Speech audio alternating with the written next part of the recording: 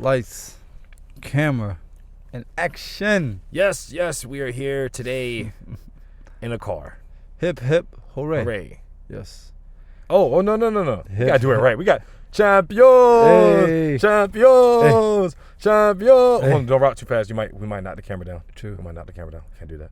Champions. Champions. Hey, Millie Rock. Hey. If you guys do not know what we are talking about, we are referring to the greatest team in the world, the greatest team in Europe, the greatest team in England. Liverpool Football Club. FC, baby. Yes. We won the Premier League title for the first time in 30 years. My heart is content. I think I just satisfied the other half of my deen. Like, I'm so happy right now. 30 years, mashallah. 3 decades. That's a long time. How you feeling? Bro, like, it still hasn't quite hit me yet. Because, with COVID, we weren't able to watch games for 3 months, 100 days without any Premier League. Yes. And then we're watching the games, there's no one in the stadiums. You're like, oh, crap, okay. Well, now, we win it, and the players couldn't even celebrate, like, in a stadium. Yes. Like, we didn't. So we won the game because Manchester City and Chelsea played each other, and then Chelsea beat City, which by points and by default, we end up winning. Because we blew the league out this year by, like, 25, 26 points, something like that. Mm-hmm. And, we got a bunch of records we can still break, and, I'm excited for it. But it feels a little bit weird that we couldn't see them, like, lift the trophy with all the fireworks and everything, like usual. Like, I can only imagine, as someone who's a regular to the game, in Anfield, that they can't actually watch the team lift the trophy. I can only imagine that's pretty weird. But I'm proud of the team. I think this is the start of a dynasty. I see us winning many more league cups, even some of the smaller cups. I think we can win the Champions League again. I think we're going to be like Barcelona in the golden era. Hey, you know what I'm talking about. That 4-year period where Barcelona was lighting it up. I know bro. exactly what you're talking about, but I don't think everybody else does. So let's do audience a favor, Jabril, and get this joint rolling. All right. Okay. Because I thought this was going to be a full topic. My fault. All right, it is going to be a topic, but let's at least give them. Oh, man. You got to be too excited for the beginning. Come on, man. Let's give them some energy, baby. Press the button. Push the red button. Push the button. Push the button. Let's get it, baby. 3, 2, 1. What's going on, everybody? This is Jabril Salam. And Muhammad Hassan. And you are listening to the Young and Muslim Podcast. Asalaamu Alakum, everybody. What's up with you? I just got to note something. Ooh. We are sitting on the wrong side of each other. I feel like we should switch. I feel very uncomfortable. Oh. I know. Oh. I know. If you're watching this on YouTube, this is a conundrum that we've only done this like 1 or 2 other times. All right. What are you gonna switch seats? It might be dangerous. I don't know. It's too. This car is too. Should we? I mean, this could be entertainment. I think maybe we can pursue. We can continue. What? The show goes on. Whatever. Just the keep show going. goes on. The baby. show goes on. You guys. Oh my God. This is gonna be a crazy episode. Then you guys know that already. People don't know, we're taking it back to our old listeners when we did record in the car back in the beginning. I don't know what episode it was specifically. We were talking about Muslim content creators. Our top 10 Muslim content creators. And those people are crushing it right now. And when we were recording, we were on some train tracks out in Norfolk, Virginia. And the train went by a couple times. And the train went by too. True. But now, alhamdulillah, we back in a more spacious car. Yeah, right. We got the minivan, pimped the joint out. Exactly. And we know exactly what we want to do. We're being happy, we're being safe, and socially distant. So yes, doing our thing. Make sure you guys are wearing your mask. Please wear your mask. I guess we can kind of start with COVID. Okay. Now that things are starting to open up, how are you viewing this whole pandemic? Because it seems like people are just like, it is what it is. It's whatever. We're just going to live like normal. Well, I think in each country or continent is different. That each state is different. Here in Virginia, we are in phase 2. Phase 3 starts in July 1st. And what phase 2 was, restaurants and bars and different the facilities can be at 50% capacity. So that's churches, that's mosques, they kind of go on their own time right now. They're not really opening up, so that's a little bit different. Yeah. But churches are open up. Other congregations are happening. But next week, July 1st, things are going back 85 to 100%. So we'll be back full throttle. Oh my goodness. And people, I'm not gonna lie, they're not hesitant. They're coming out They're coming out of the house like a slingshot. They are excited, mask off, ready to jump in the pool, have ice cream, walk their dog, talk all up in your face. Yeah, they ready like ain't nothing happened. So bro, that's what's scary about all this. Amnesia. It's like we act like we weren't just in the house for 3 months. you know what I'm saying? Like it's like no one returned back to this what's supposed to be normal life with a new outlook on how we have to like greet each other, how we have to interact with one. Like majority of people I see, people of lesser to barely any melanin, don't wear masks. They don't wear them. I mean, I see people of all different kinds not wearing masks, but the predominant people I see not wearing masks are the people who, and this is why we talk about privilege, is like they aren't being as affected by COVID as other demographics in the country. And you're like, damn, like it's just, that's nuts, bro. Like how do you watch what's going on and then say I'm about to just go into Walmart without a mask on? Wild. It's crazy. And I'm seeing a lot of different people do it. Well, my question is, will everything close back again, or is it gonna be like, nah, we tried that? I think we're gonna have to. I don't think it is what it is. We didn't try it well enough. Oh my God, I thought we did a pretty good job. We did horrible. I mean, bro, people still. I mean, and that speaks for myself as well. Like we didn't shut down. I had to keep working. Yeah. You know what I'm saying? Like it was quiet. It was slow, but to say things were completely shut is a lie. Like there are other countries like South Africa, I believe Australia, even China, North Korea, like completely shut. Because they knew the long game. Exactly. They'll just be patient out here. Nobody wants to follow the rules. Nobody wants to listen. Everybody else is on their own time, and they're like, I ain't worried. Yeah. So it's scary. It's scary because you said, I think you were telling me earlier, we had the single largest outbreak in one day. Like it's just the single number amount of cases in one day. Yep. So that's nuts. It just in Virginia, or you mean the U.S. total? The U.S. It's crazy. And of course, there's a combination of people that may have already had it, plus people.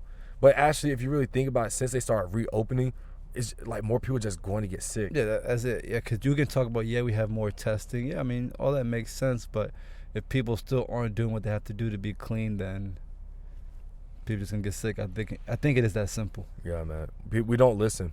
And that's the one thing about America that we're seeing, is that America is very divided in what matters most in this country. You know what I'm saying? In multiple ways. Like even if we start talking about the protests and the movement for Black Lives Matter, it's like it's such a divide within the country, and it's crazy because like it's something so simple. You know what I mean? The same thing with this. It's like it's very simple, guys.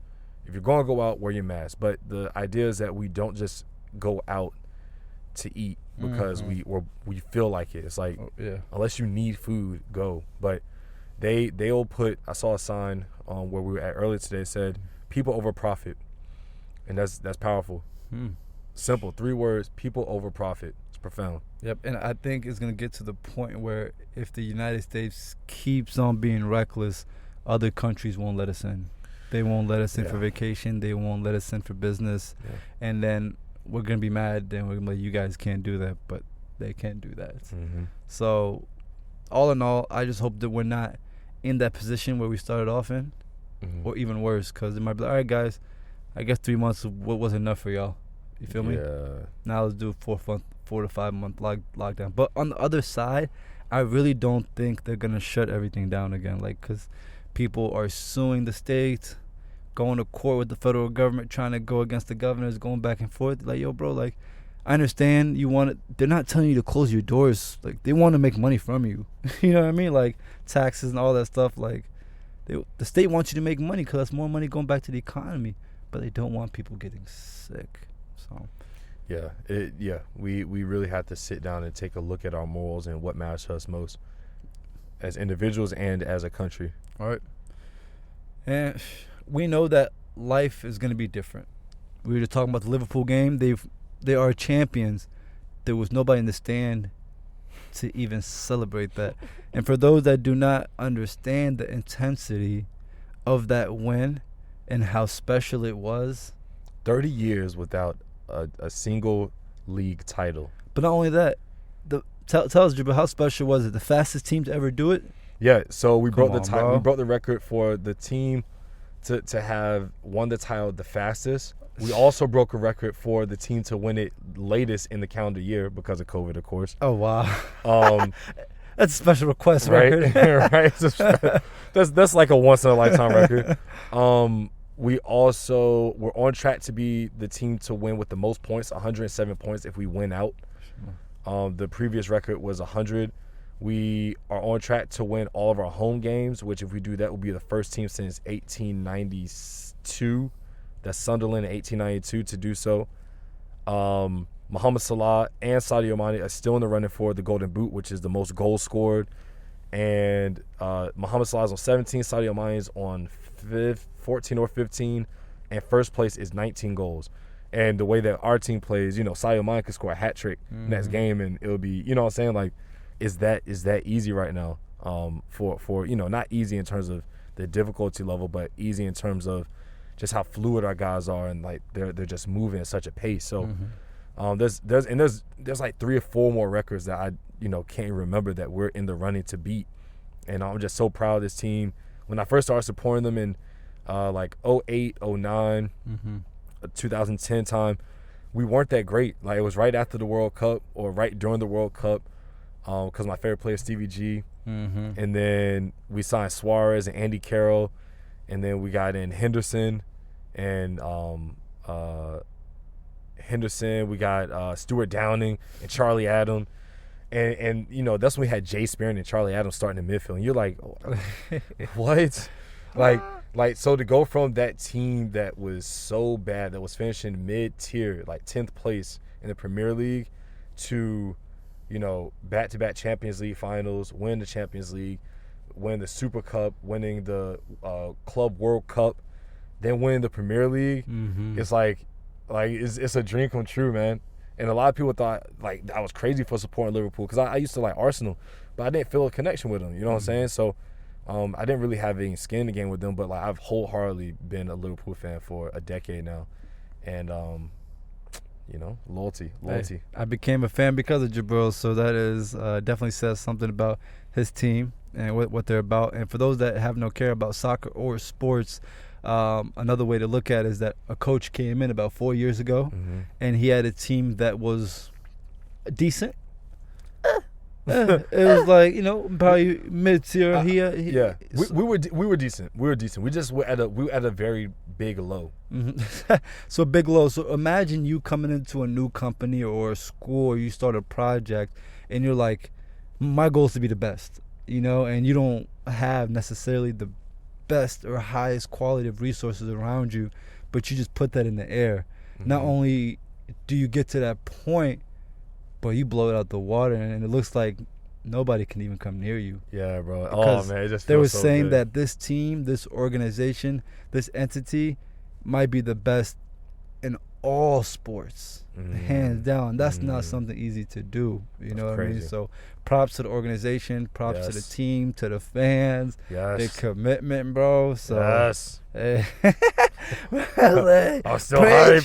Preach. Still hype. Yeah, so if you guys are Liverpool fans, congratulations. I know it's feel good. I feel good. Just like shoot us a message, guys, because this is one of the best films in the world right now. So another thing that COVID has affected, we talk about sports. Another thing was just country development. I know people are trying to keep up with what's going on in Yemen, and we saw that with their prior experience and history with their infrastructure, COVID-19 on top of that is just not a good recipe. Yeah, you know what I mean? So, that's what's interesting about what's going on in Yemen, right? If you don't know what's going on in Yemen, we implore you to do a lot of research. We just want to kind of not breeze over, but share what details we do know. But we always encourage you to do your own research. Yes. Right now in Yemen, as they have been experiencing for the past 2 years or more, they're experiencing one of the, if not the worst, humanitarian crisis in the world. That's what I saw too. Critical starvation, malnutrition. Yep. They say every 10 minutes a child dies from starvation. Do they have issues with access to water as well? They have, access to water. They can't get food because of the blockade that is put in by the Saudis. Mm-hmm. When I first started researching this, I thought it was a war between Yemen and Saudi Arabia, but it's not. It's a war on the rebels. But do you remember the name? I believe there was the Houthi rebels. Yeah. There might have been another one, but like Jabril had mentioned, those rebels were already in the States. So was those rebels and other militia groups as well as coalitions against the government and against themselves. So what the Yemeni government decided to do to have funds and backing, they decided to team up with Saudi Arabia. That already gives them that geographical protection from other countries. So then when they did that, it went from a foot battle to an airstrike battle. Yeah. And then that's when bombs started dropping. They kill their own people. It's like you can't really control the blast radius of a bomb falling on how can houses. Yeah, so it's like the people of Yemen are in a very, very dire situation, and we're seeing a lot of organizations say how we can help Yemen, but I feel as though a lot of these organizations are actually doing a disservice to what's going on in Yemen, because one, they're only showing like starving children. Yeah, I was just about to say that. They're not showing the full picture of what's going on, because when you donate money to these causes, what they don't tell you is that because the blockades are set up, a lot of the supplies that they're saying they want to pump in actually can't be accessed by the people who need them, right? Because how are you going to get all that stuff if there's a blockade, right? You can't. So on top of that, I was reading a post, and we'll share on our story. Like we'll share this information. We're trying to do a little bit more on Yemen, and it was saying that a lot of these organizations are actually taking the money and they're pocketing it. Like it's like, how are you going to get all this stuff to them, and when it's not possible? And this blockade has been set up for a long time. The blockade is set up to stop guns, food, supplies going into the rebels, as well as a lot of the terrorist groups and organizations such as ISIS that are in Yemen that had bedded down, and now they're starting to recruit Yemenis to say, hey, if you join us, we'll give you food. Yeah. Like, but it's crazy. You were talking about some of the nonprofit groups. The issue is that when we work with companies, either if they're in the U.S. or in Canada or anything like that, they'll take some of the money, but not 100% of the proceeds go towards the cause. Obviously, some is for management, executive team, but you can't forget these people might even have to pay taxes or get taxed once they get into Yemen, because they don't have people on the ground. So like Jabril said, got all this money. Then when they get there, the rebels and the coalition guys are like, all right, cool, just back up. They take the resources off them, and then just keep on over again. So they're getting paid. The rebels get paid, the militia gets paid, but the food doesn't go. And the people suffer. The people miss out every single time. In a rock and a hard place. So, but there was something that I like what you said earlier. Like, alhamdulillah, been able to give to Yemen for a very long time. I feel like been donating to Yemen for a very long time now. But I can't believe this is the first time I've been actually educated. Like this. Yeah. And it is a little bit of my fault. But it's also the organization's fault. We just don't know, because every time it's the same thing. They need food. I didn't know there was political matters, because once there's political matters, I can go and talk to my local office. You know what I mean? See what's going on. How can we get the blockade up? But if it's just about food, then it's like, here's my money. I mean, I don't know what else to do. So they're just, and that's what this guy was saying. He was like, these organizations are taking advantage of the people. Yeah. It's a marketing play. By not educating them. Yep. If you don't educate the people on what's really happening, they're not really looking for a solution. Yeah.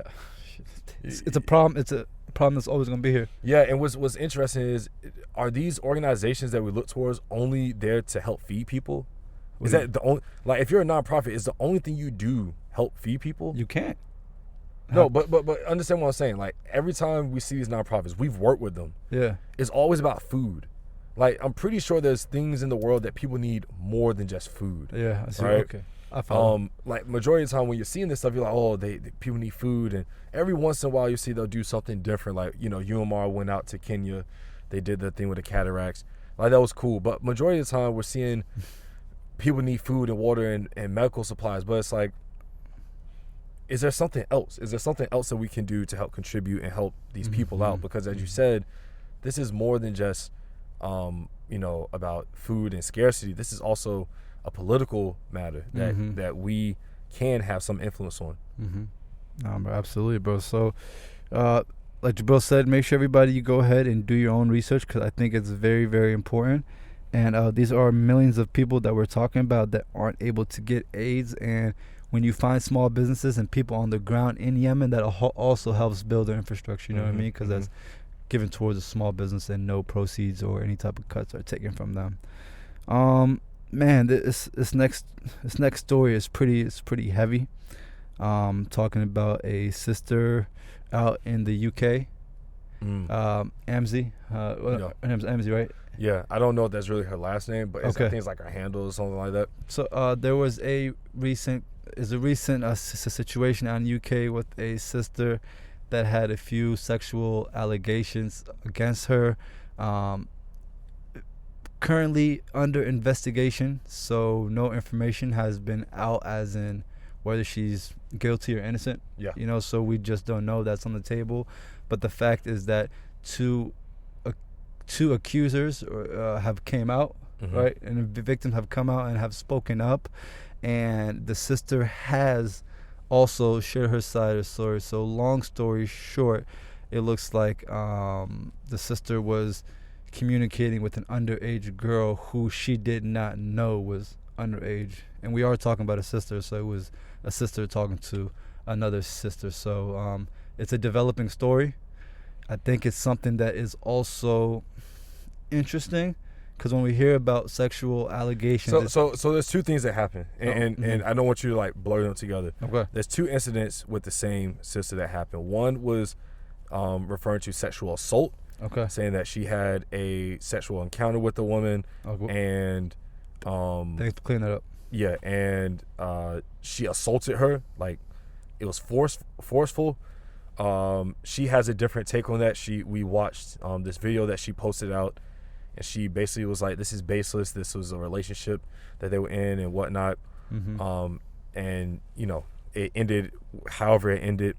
The second allegation was that she was trying to talk to an underage girl, and while she was on a photo shoot. While she was on a shoot, like a music video shoot, which is interesting because in the statement that she put out, Amzi put out, she said that there was no way for her to know if this girl was underage or not, because why would an underage girl be on a music video vixen shoot? A grown set. Yeah, like a set where nobody should be underage, and that was very interesting. And the reason why we're bringing this up is because, one, these are topics that we need to discuss because it is within the young Muslim community. But it's important because oftentimes we dismiss these claims of sexual assault. But now we're in this weird place with social media where someone can say one thing and everybody latches onto it. Yeah. Because they'll call her a pedophile and all these things. And I'm hearing this, I'm like, yo, like, this is crazy. Like, this girl's a pedophile. So we had to dig and do research and look at things. And then you got to kind of be objective with it because I don't know her, you don't know her. And, we do have, friends that do know her. So to get a little bit of insight on who this girl is and things like that, it's not to say that she's completely innocent, but it's also, we have to remember as Muslims, like, you're innocent until proven guilty. So oftentimes, like that tweet goes out about saying that she was chatting up a 15-year-old girl, and you're like, yo, nah, how'd you do that? You're a pedophile. Yeah. But at the same time, like no one heard her side of the story. And then we don't get a chance to really be objective because we get so engulfed in the emotion of it. You're like, you really don't think logical about the situation. So because people put themselves in that situation, like, oh, what if that was my sister? Yeah. What if that was my cousin, somebody that was sexually assaulted? Oh my God, this was a girl sexually, violating another young girl. And then when I saw it too, I was like, oh snap, that was the situation. I'm not saying it was harmless. I'm not saying she was innocent, but the situation was the situation.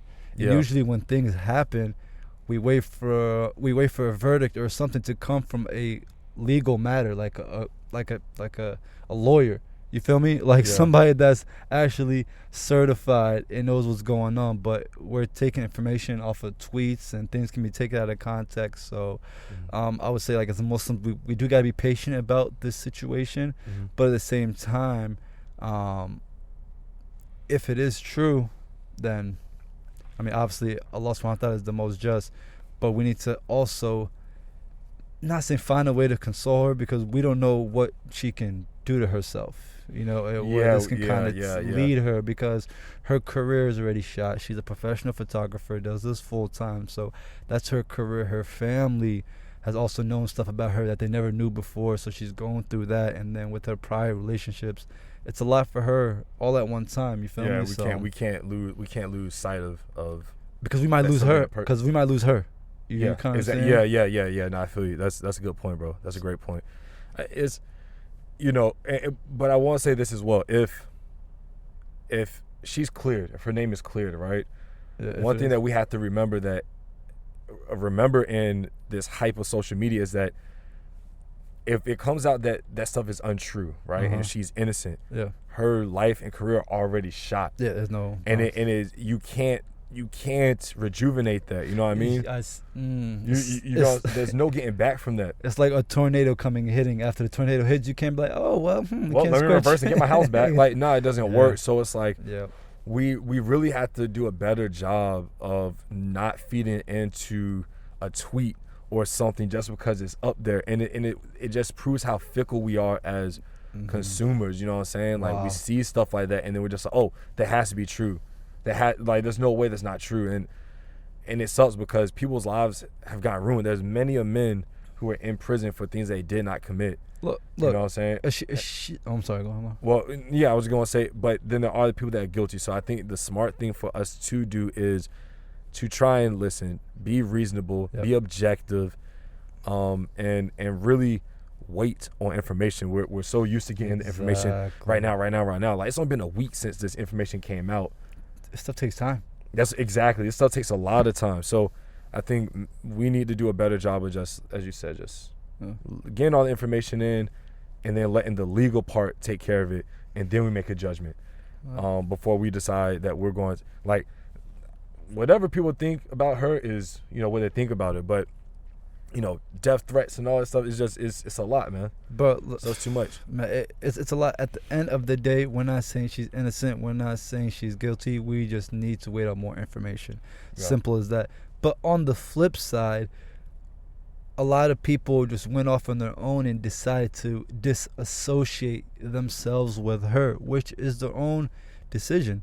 But if that was my homie, if anything was to happen, first and foremost, I want to make sure that they're good. Yeah. They're all right. You know what I mean? And I would ask them, yo, like, I mean, not to kind of put them on blast, but like, yo, you, like, are you all right? Like, I would definitely have a conversation with them. Not trying to ask them, what happened? Like, did you do this? Yeah, I'm like, yo, like, cuz, is this true? Like, if I picked up a newspaper today, Jabril, and I saw your face on it, I'm not gonna take that newspaper and publish that, or just I'm not gonna record a video and be like, all right, bro, you see it? No, I'm like, I'm done with you. I'm like, yo, bro, like, yo, what happened, bro? Like, yeah, and if you're good enough friends with somebody, you should have a trust level where if they tell you, like, yo, I didn't do this, then you gotta believe them. Yeah, you know what I'm saying? But if they did do it, you're like, yeah, then that's deuces. Yeah, no, that's. Can you stick around after something like that? Here's the thing, though. If she's absolved of all that, then the people that she thought were her best friends that were just like, yo, we're not friends anymore, this and that, how's it look then? Yeah, that's... You get what I'm saying? So we're thinking one way. What if it's the other way? Now, but what it is telling is, if her friends distance themselves away from her, then something is off. Then something is off. Okay, we'll probably get into that a little bit more later. Off. Yeah, we'll keep everybody updated on the story because we just don't know, and it's out in the UK, so, isn't as transparent as in the US. Yeah. Well, everything comes back to COVID somehow. But I mean, bro, look, if we're being honest, everything is surrounded by COVID. Like everything. We talking relationships, we talking food. But one thing that's new during COVID that is my first time experience is protesting, right? Oh, yeah. I mean, I've never really been into protesting because there has been many situations. I protested a few times, and when we had the revolution in Egypt, and then what was going on in Sudan, that was probably the few times. But something that was a cause that was here, you know what I mean? Like one of our own causes, it hits different. You know, 'cause it's not a 1 month campaign. It's not a 3 month thing. You see it everywhere now. Black Lives Matter. You see the movement, restaurants and businesses. Like, I've never ever in my life seen something like this coming so swift. You feel me?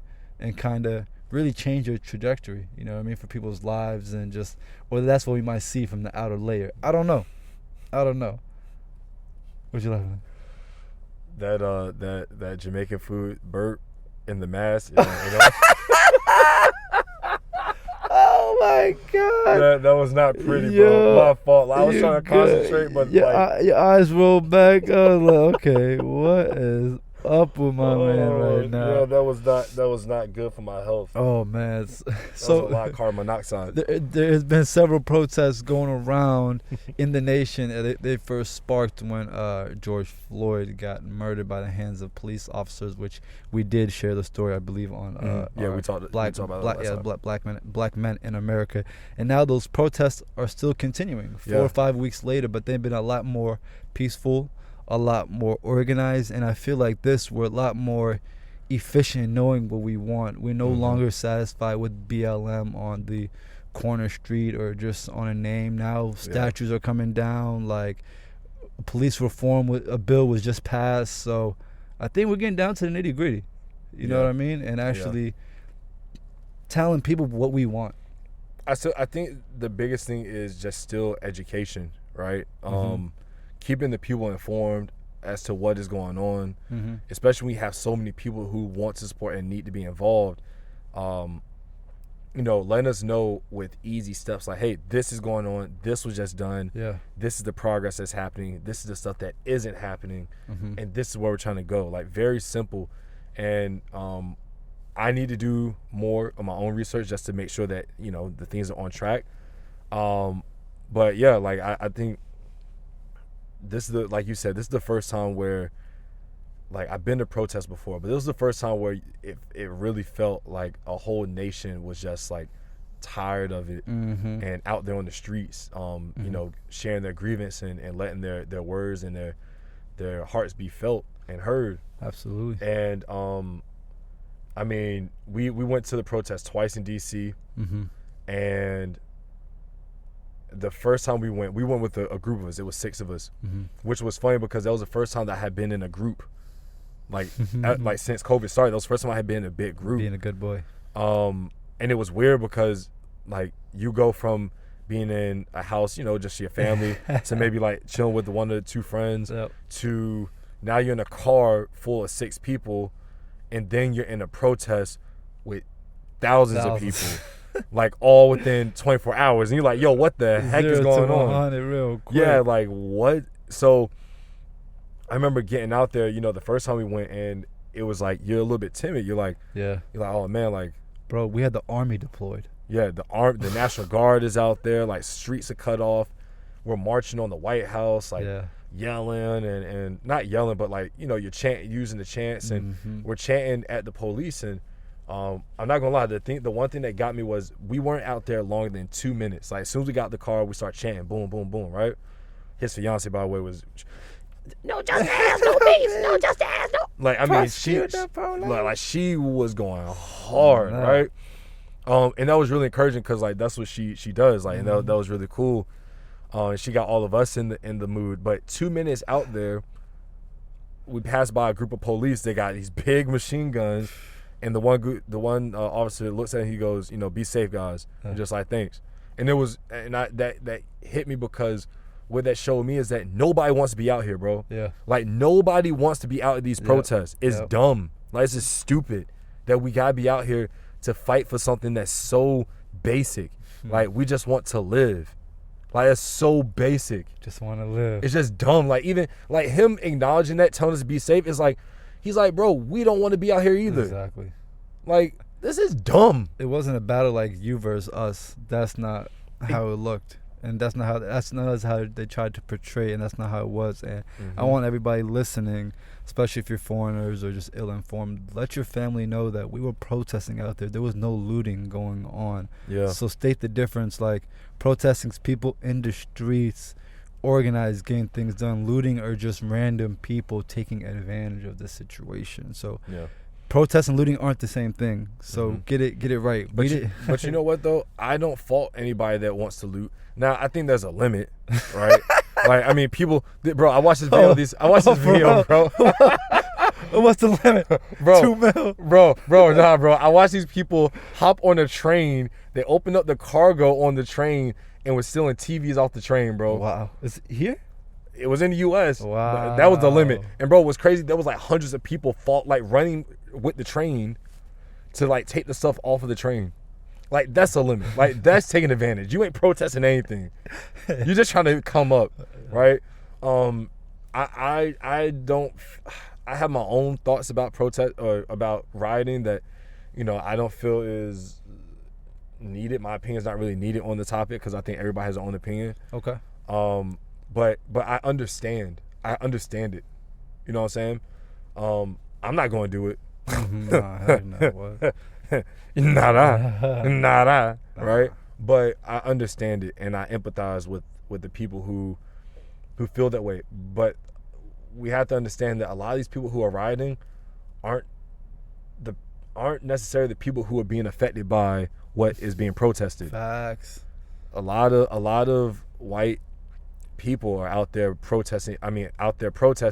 But they're also out there rioting. They are. And you know, in a lot of the videos we're seeing and stuff, it's pure destruction of a neighborhood that they don't live in. Nope. You know? Nope. So, you know, just be cognizant, do research. Don't just watch these videos that come up on your timeline. Exactly. And talk to people that have been to the protests.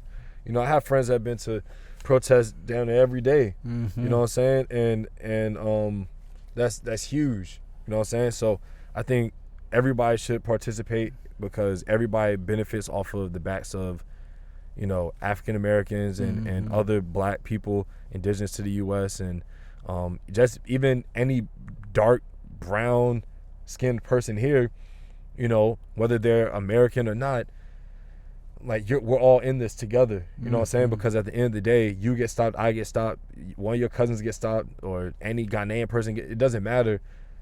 The police look at us the same, so we're one and the same here. You feel me? Absolutely, bro. And another thing that I wanted to add on this point before we even wrapped it up was the fact of the statues. I know there's a lot of conversations about what's the point. Well, why should we take down statues? It won't change anything. I know I was telling you earlier.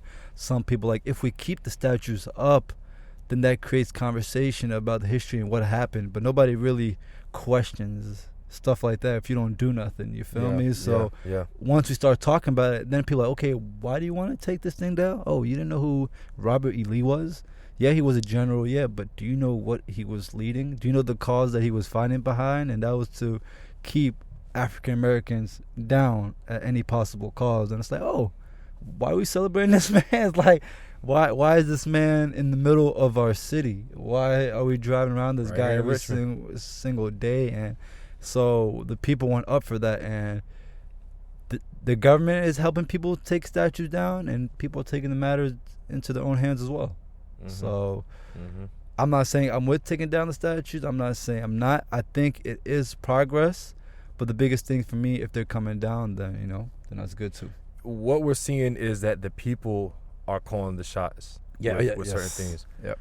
However, the people can only call so many shots.